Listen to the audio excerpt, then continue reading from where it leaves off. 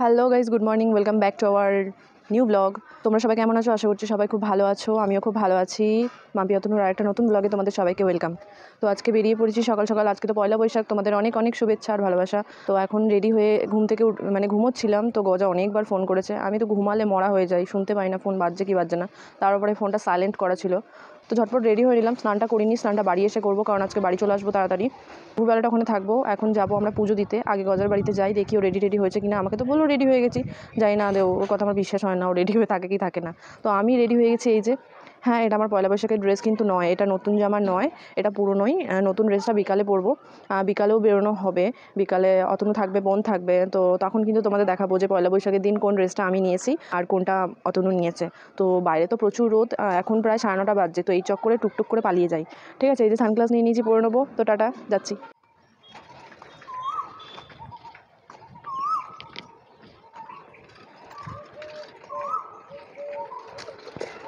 এই রোদে রোদে হাঁটতে হাঁটতে যাচ্ছি টুকটুক করে। ভালোই রোদ আছে, এরপরে তো আরও রোদটা বাড়বে। এখন তো সবে 9:30 বাজছে। এই 9:30 সময়টা দেখে মনে হচ্ছে কি যে এখন দুপুর 1-1:30 বাজছে, এরকম রোদ।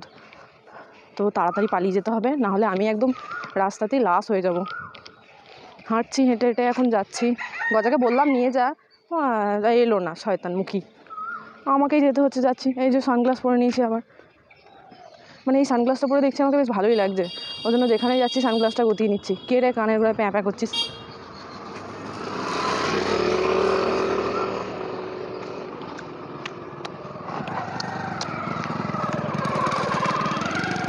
দাদু, তুমি এত ঘুরে ঘুরে দেখছো কেন গো? কী করছি আমি? ব্লগই তো করছি। তো আস্তে আস্তে দাদুর সঙ্গে হঠাৎ রাস্তায় দেখা হয়ে গেল। দাদু গেছিলো তেলিপুকুর ওই সাইডে, তো দাদুর সাথেও দেখা হয়ে গেল, ভালো হলো। দাদুকে টাটা বাই বাই করে দিলাম। নিজের পাড়া দিয়েই না সানগ্লাস পরে আসতে খুব লজ্জা লাগছিলো, কেন জানি না, ব্যাপারটা এরকম মনে হয়।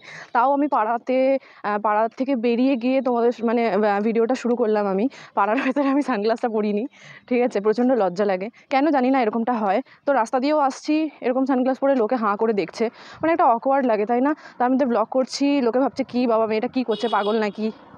তো আর পাচ্ছি না। আমি এই কারণেই ব্লগ করতে পারি না, লোকে হাঁ করে করে দেখে বলে। এই জিনিসটা কবে আমার মধ্যে দিয়ে যাবে আমি জানি না। আমার মধ্যে যদিও কম আছে, অতনুর মধ্যে তো আরও বেশি, ও তো পারবেই না আমি যতটা পারি। এই মেয়েটাকে ভাবলাম গজা উড়ে উড়ে বেড়াচ্ছে, আমাকে নিতে না গিয়ে এদিকে আমাকে বলছে তুই আয় তুই আয়। ওফ, এইটুকু রোদে আসতেই আমি একদম ক্লান্ত হয়ে পড়লাম। দাদুর সাথে দেখা হলো, তোমাদেরকে দেখালাম, দাদুর সাথে দেখা হলো। দাদু গেছিলো তেলিপুকুরের ওই সাইডে, এই রোদে রোদে দাদু ওখানে গেছে, কাজ হয়নি আজকে বছরের প্রথম দিন, সবার যেন খুব ভালো কাটে, খুব আনন্দে কাটে পরিবারের সাথে। সুস্থ থেকো সবাই, ভালো থেকো।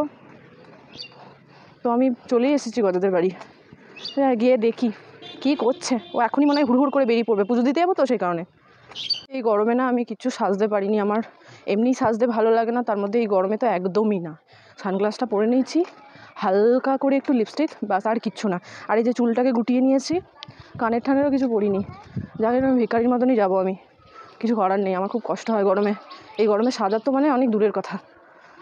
তো গজার বাড়ি চলে এসেছি গাইজ, দেখি গিয়ে কী অবস্থা। এখানে এই যে রেডি হয়ে বেরিয়ে পড়েছি। গজা আমার ভিডিওটা করে দিচ্ছিল, ও শাড়ি পরে তো নড়তেই পারছে না।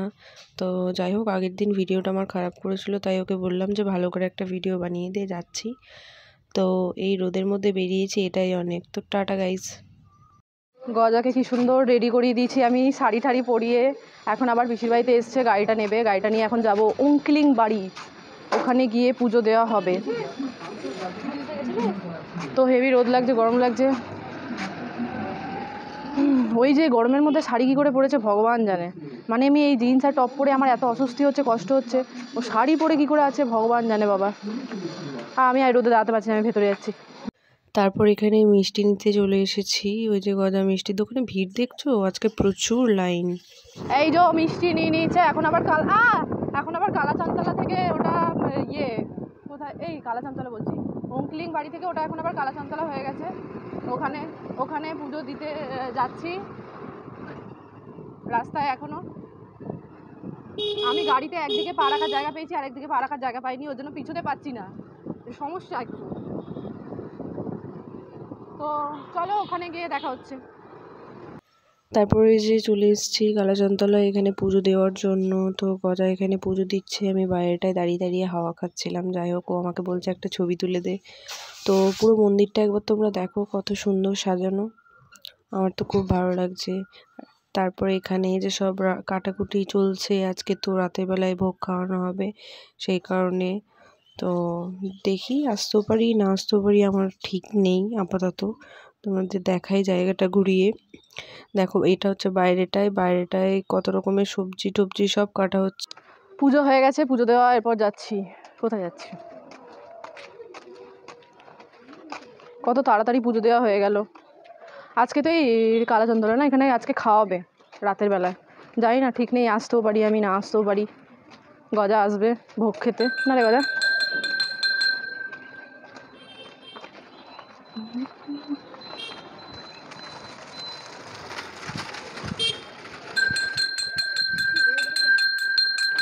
আর এটা তো ইমোশন, হঠাৎ করে এই গরমের মধ্যে এটা খাওয়া মানে একটা শান্তি, তো নিয়ে নিলাম।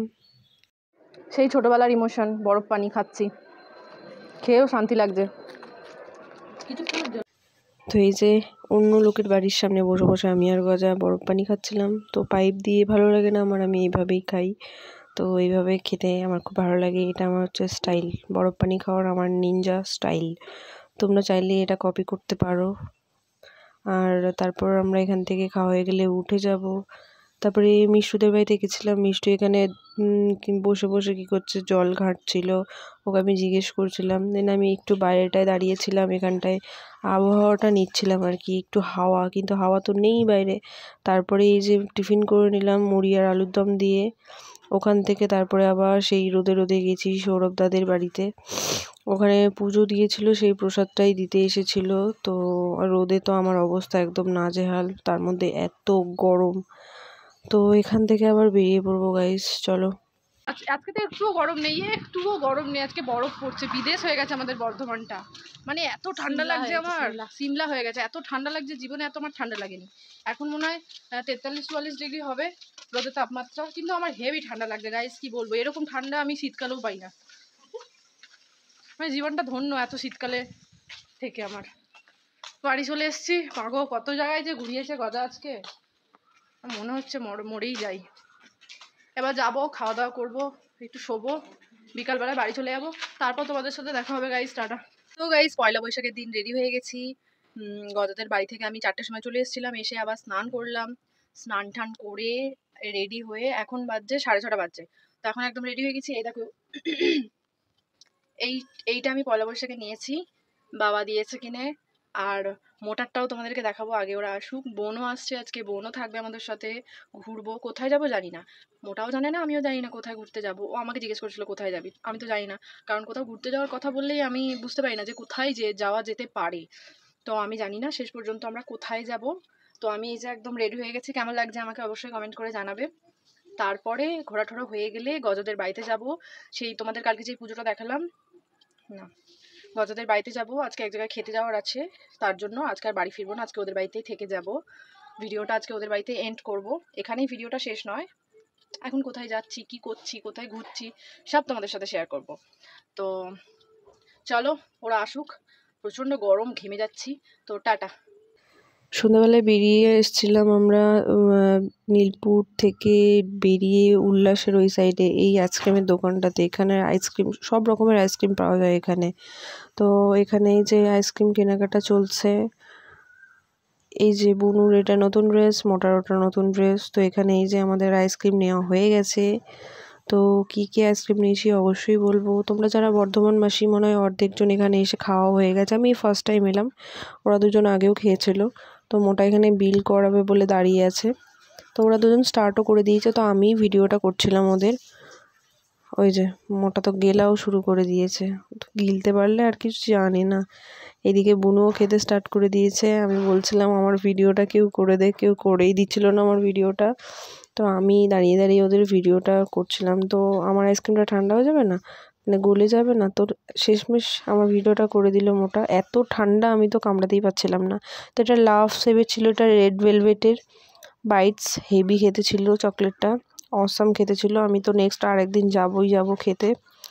তারপরে এখানে এই যে এটা চকোবার, এটা ওরা খেতে স্টার্ট করে দিয়েছে। আমি বললাম আমার ভিডিওটা কেউ করে দে, তো এইবারে তো আমার ভিডিওটা কেউ করে দিল না, সব খেতে ব্যস্ত। তাই এটা তো গলেই যাবে, তার জন্য ভাবলাম না আমাকেও খাওয়া শুরু করে দিতে হবে। তার আগে মোটার খাওয়াটা দেখো, চপং চপং করে খেয়েই যাচ্ছে।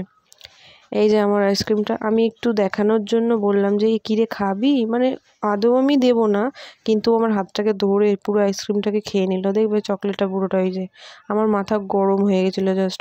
তারপরে ওখান থেকে আমরা চলে এলাম কোয়ালিটি রোলসের রোল খেতে। খুব ভালো বানায় এখানে রোল। তো এখানে এগ চিকেন রোল নিয়ে নিয়েছি। মোটার হাতে আছে, ও টিস্যু দিতে এসছে। এই যে হাঙরটা, এই যে এখানে বুনু খাচ্ছে। তো ওর খেতে খেতে তো বেরিয়ে গেছে অর্ধেক, হাসতে হাসতে হেসেই মরলো। আর এই যে মোটা এখানে গিলছে বসে বসে গপ গপ গপ গপ করে। তো শেষমেশ আমার ভিডিও কে করে দেবে, আমি নিজেই করছি। এর আগে কিন্তু আমাদের ফুচকা খাওয়া হয়ে গেছে, জল ফুচকা খেয়েছি 15 টাকা করে, মানে আমরা 3 জনেই হাঙর, পেটে যে কত জায়গা কে জানে।